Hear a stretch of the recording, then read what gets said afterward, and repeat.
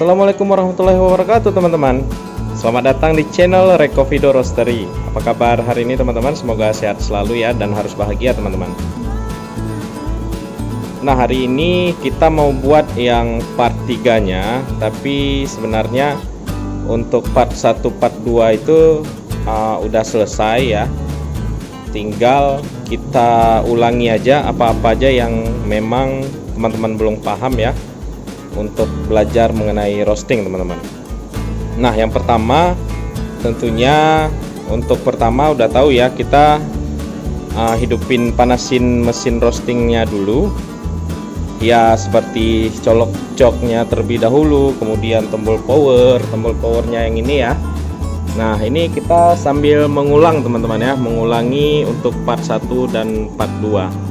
Nah, tombol powernya di sini, kemudian seperti biasa kita hidupkan dulu drumnya ya, yang ini. Nah, ini untuk penjelasan cara menghidupkan mesin roasting, silahkan lihat lagi di video-video sebelumnya teman-teman.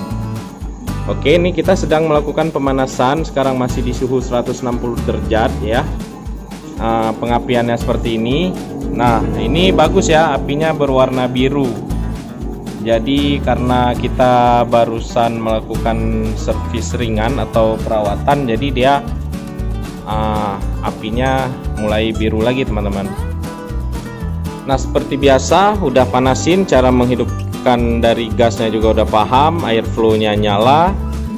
Kemudian ini untuk menghidupkan apinya teman-teman ya, korek apinya lah istilahnya ya.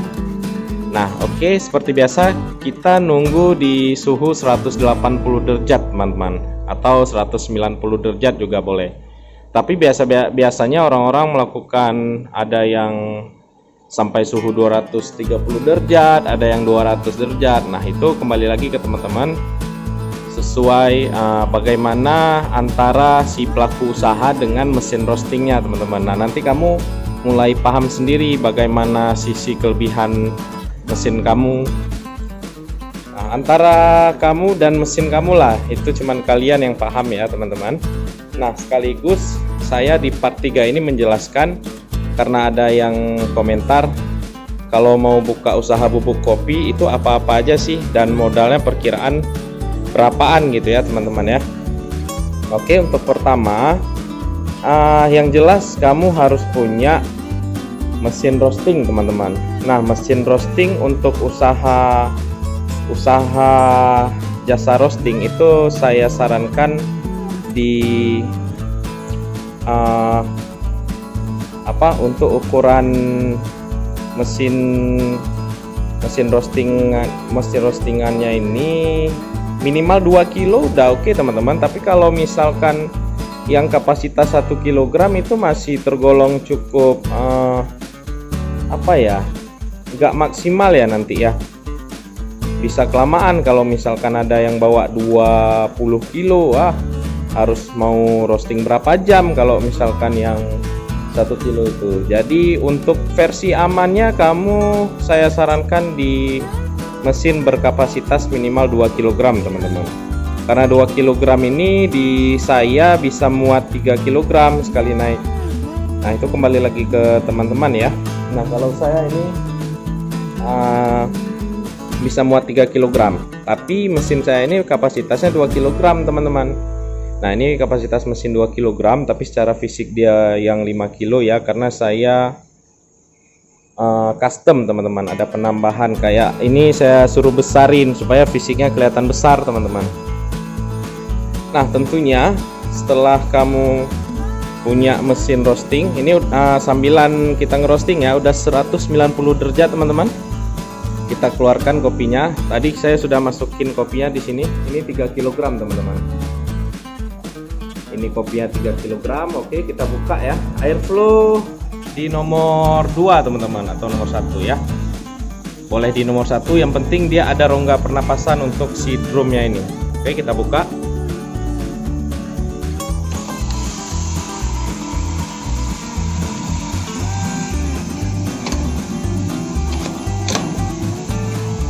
Tutup kembali teman-teman.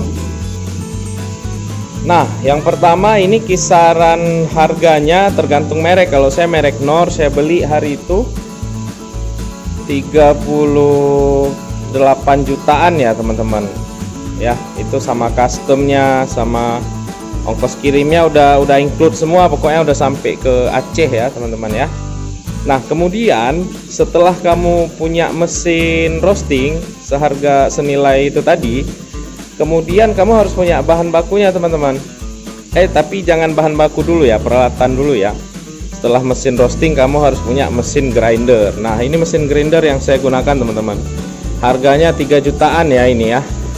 Nah nanti dihitung sendiri teman-teman, mesin roastingnya berapa, terus mesin grindernya berapa ya. Kalau saya beli harganya 3 juta lah. Dulu pas saya beli masih 2 jutaan gitu teman-teman, tapi sekarang udah 3 jutaan ya. Nah kemudian setelah kamu punya kedua mesin ini, kamu harus punya bahan bakunya teman-teman. Bahan bakunya ini juga harus punya nih, mesin sealer. Nah mesin sealer untuk permulaan kamu boleh yang ini dulu teman-teman. Ini harganya sekitar 250.000 ya ini ya. Tapi nanti kalau udah banyak pemesanan kamu harus upgrade ke yang mesin yang harga 5 jutaan itu, yang model sealer otomatis itu teman-teman.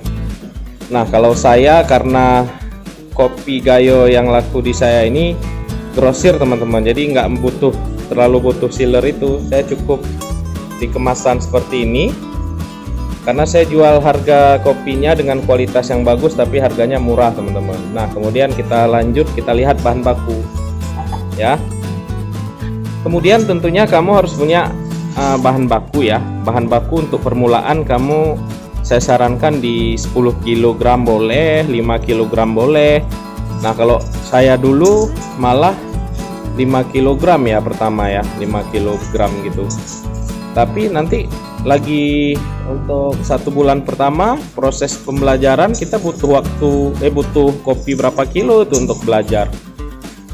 Nah ini kopi Gayo yang saya jual teman-teman dengan kualitas yang nomor 1 ya. Kebetulan juga kopi kita punya kebun di lereng gunung teman-teman, gunung di Gayo.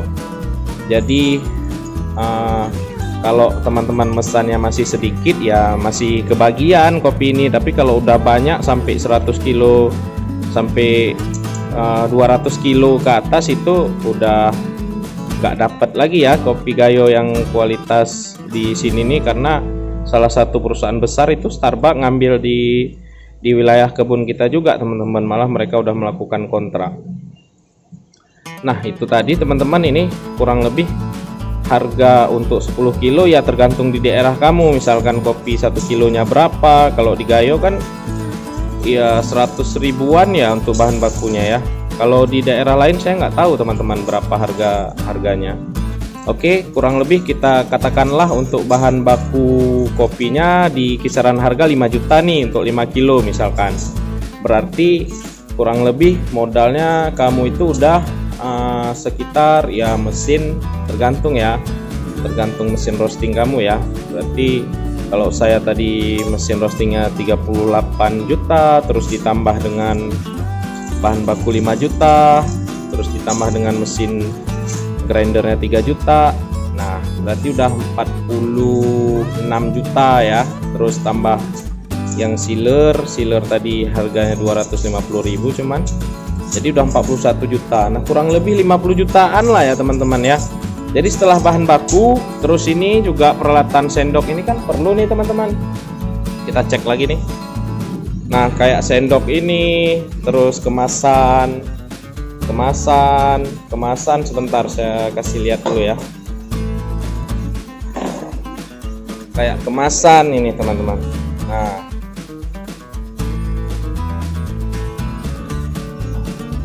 Nah setelah kemasan juga harus ada lakban untuk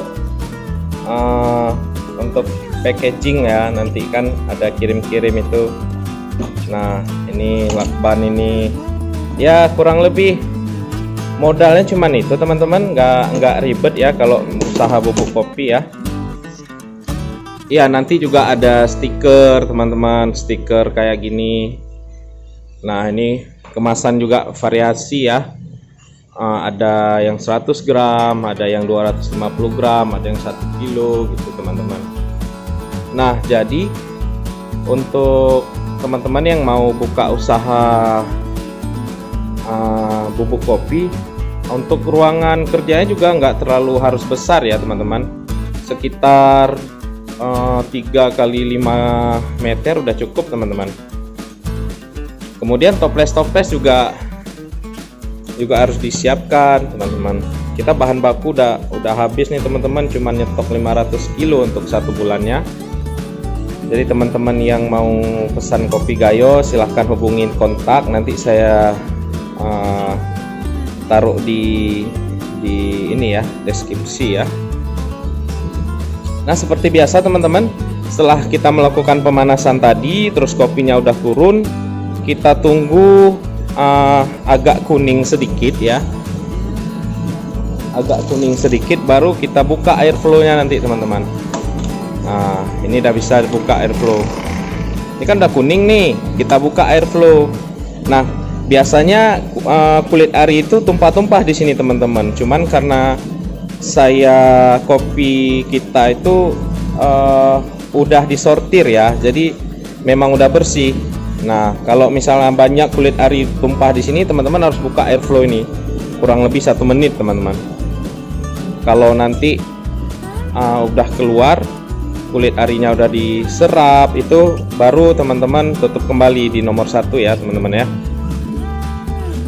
Nah, sekalian promosi ya buat teman-teman ya, sekaligus untuk saranin aja buat yang di luar Aceh teman-teman. Kalau mau dapetin kopi Gayo ya minimal teman-teman kamu harus beli di Aceh itu.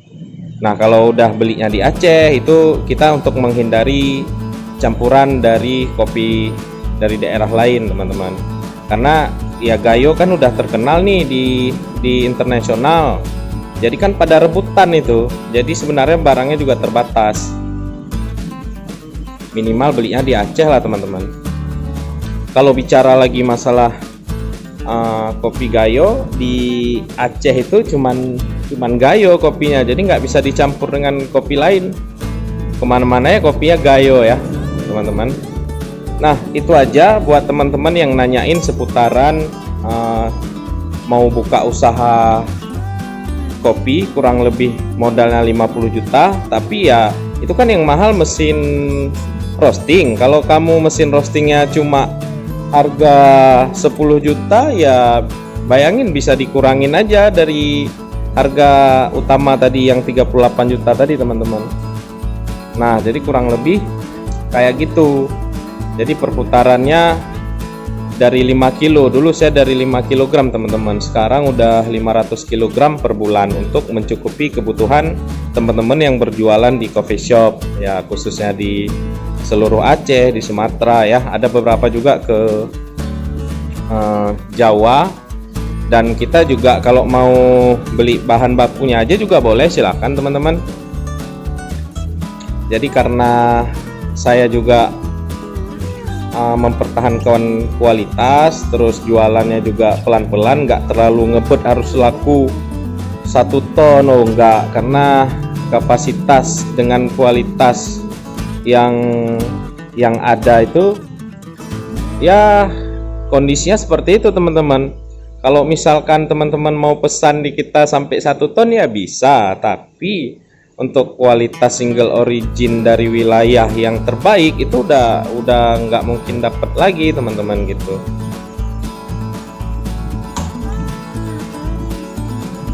Nah, kira-kira apa lagi ya untuk yang di part 3 ini ya, karena di part 1, part 2, part 3 ini harus kelar semua ini mengenai belajar mesin roasting. Ini dari tadi kan ini udah saya balikin nih. Sebenarnya untuk belajar mesin roasting itu nggak ribet, apalagi mesinnya udah cukup memanjakan kita teman-teman. Kita cukup nunggu aja, ngidupin mesin, panasin mesin, terus masukin kopinya. Ya tinggal tunggu aja, indikator udah ada beberapa, udah ada suhunya. Nanti saya lupa taruh timer ya. Nah, tapi nggak apa-apa ya, karena saya ngerosting berdasarkan indikator suhu beans dan warna dari biji kopinya teman-teman. Jadi kalau udah, sebenarnya kamu harus sering-sering aja ngeliat, terus kalau memang coba aja ngerosting. Kalau kamu lagi di Aceh, lagi di mana, saya persilahkan kok untuk lihat-lihat. Bahkan kamu saya suruh roasting, udah roasting aja gitu, roasting aja sendiri sambil belajar, boleh kok teman-teman. Di kita bebas ya. Nah kemudian apalagi ya? Nah kemudian kan kita harus menentukan nih bagaimana sih level roasting yang baik. Nah kalau ada juga tuh pertanyaan kayak gitu tuh. Nah jadi jawabannya adalah kalau misalkan level roast yang terbaik itu tergantung wilayah kamu. Jawabannya adalah level roast yang memang banyak diminati di daerah tersebut teman-teman. Contoh kayak di Aceh ini, teman-teman kita yang di Aceh ini, terus juga di Kalimantan itu dominan mereka suka rasa kopi yang pahit. Jadi kita roastingannya di level medium to dark plus ya kalau saya. Nah kalau bahasa di Aceh itu full city plus, jadi dia rasanya itu dominan pahit tapi tidak menghilangkan rasa asamnya teman-teman. Rasa asamnya tetap dapat tapi sangat tipis. Nah kasihan juga kalau misalkan sampai hilang rasa asamnya, karena karakter dari Arabica itu kan memang asam teman-teman. Nah tapi lihat juga, ada juga yang suka dengan karakter yang memang asamnya tinggi, pahitnya sedang aja gitu. Atau juga ada yang suka imbang gitu, ada pahitnya, ada asamnya, ada ya manis-manisnya gitu ya teman-teman ya. Terus karakter dari kopi Gayo yang dikeluarkan yang sehingga direbutkan banyak orang itu adalah ketebalan atau kekentalan dari bodinya itu teman-teman, dari rasanya. Dan dia dominan mengeluarkan rasa citrus ya, rasa jeruk dan bodi yang tebal teman-teman.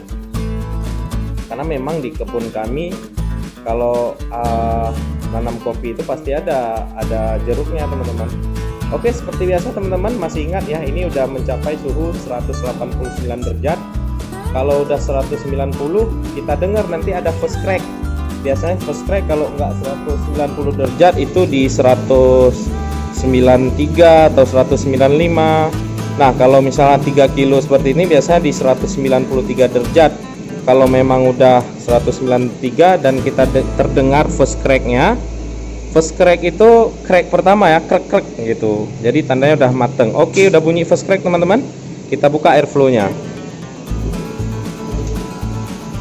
ya. Kita di part 3 ini ngulangin aja ya teman-teman ya, ngulangi punya part 1 dan part 2. Kalau ada pertanyaan-pertanyaan silahkan nanti saya jelaskan di video selanjutnya teman-teman. Oke, kita intip lagi ya, kalau udah di first crack bagaimana sih kondisinya. Tapi jangan dibuka karena nanti bisa turun drastis teman-teman ininya, suhunya.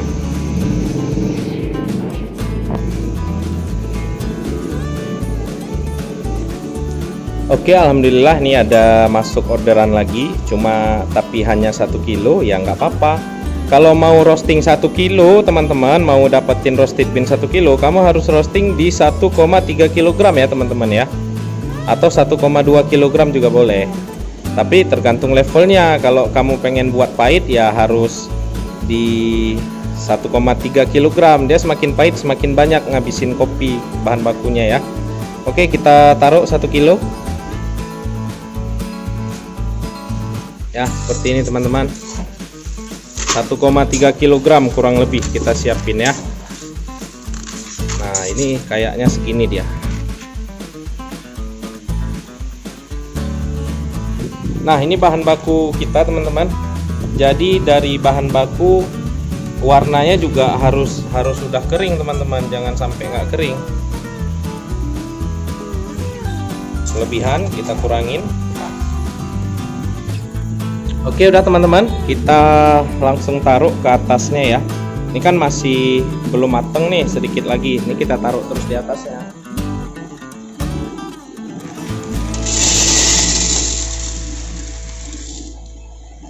Oke. Saya juga minta maaf nih kalau misalkan videonya terlalu shaking ya, karena saya videoin sendiri terus ya masih menggunakan alat seadanya, masih kamera biasa teman-teman. Oke teman-teman, silakan ya kalau ada pertanyaan. Ini kita cukupkan sampai kita tunggu sebentar lagi lah sampai dia keluar ya. Ceker lagi, cek ya, ini udah mulai rapi teman-teman, warnanya juga bagus. Ini saya pengen buat di level medium to dark tadi atau full city plus. Nanti saya liatin ke teman-teman full city plus atau medium to dark yang saya pakai itu gimana sih, warnanya cakep atau enggak, itu gimana menurut teman-teman nanti. Di part 1, part 2, part 3 teman-teman, ini kita udah jelasin semua bagaimana cara melakukan roasting ya. Cukup mudah kalau mesinnya itu seperti ini teman-teman. Jadi kayak kita bawa kendaraan Matic ya, udah dimanjain sekali kita ini. 216 biasanya saya lihat saya keluarkan di 220, tapi kita nggak boleh patokan suhu bin, kita patokan di warna ya, di sini ya, warna dan aroma. Kemudian nanti ada second crack, kalau udah keluar second crack berarti udah medium to dark teman-teman. Ini belum kedengaran, masih 218 derajat, 219. Oke, udah mulai second crack teman-teman. Kita cek lagi ya, udah bagus. Oke, udah second crack. Kemudian kita hidupkan tombol agitator untuk muter ini nih teman-teman. Kemudian cooling sebagai pendinginnya ya. Oke, baru kita keluarkan teman-teman.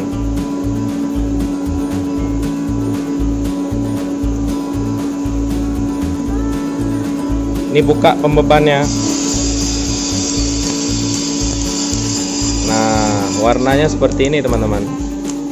Oke, ini udah selesai, tapi kita masih ada yang batch 2 ya. Ini kita tutup. Nah, ini buka untuk yang selanjutnya teman-teman. Nah, yang ini teman-teman mintanya di medium, level medium ya, seperti ini teman-teman. Jadi bijinya besar-besar ya, terus kopinya juga belum berminyak, hampir berminyak tapi belum. Nah, ini tanda-tanda dari level roastingannya medium to dark teman-teman. Oke, sampai di sini dulu teman-teman. Jika ada pertanyaan silahkan tinggalin pertanyaan kamu di kolom komentar. Kita bisa berbagi ilmu dan sama-sama sharing mengenai, tentunya terutama mengenai roasting kopi ya teman-teman. Jangan lupa tekan tombol subscribe, terus loncengnya juga dihidupin supaya kamu nggak ketinggalan dengan video-video selanjutnya ya teman-teman ya. Terus juga share, jika kamu merasa bermanfaat silahkan share dan tekan like. Jika tidak suka dengan video ini silahkan tekan tombol dislike teman-teman. Oke, terima kasih. Wassalamualaikum warahmatullahi wabarakatuh.